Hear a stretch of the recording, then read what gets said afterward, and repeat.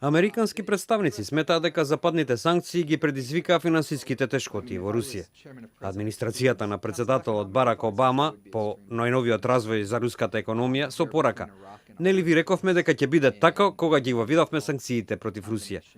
Сугериравме дека колку подолго ќе траат тие, толку повеќе русите ќе бидат изолирани, а руската економија ќе има тешки последици", рече портпаролот на Белата куќа Џош Ернст, додавајќи: "Не сакаме народот на Русија да страда. Тоа не е наша цел.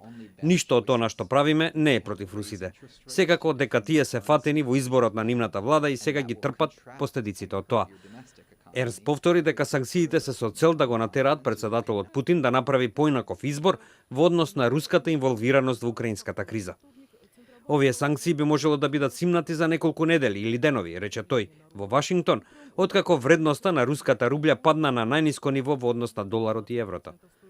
Заменик председателот на Руската централна банка Сергеј Швецов ситуацијата ја оцени за критична. "Она што се случува сега не можеше да се предвиди ни во нашите најстрашни кошмари пред една година", оцени тој. Руските граѓани почнаа на големо да купуваат производи и странска валута во страхување од натамошно паѓање на вредноста на рублјата. "Сите сме шокирани.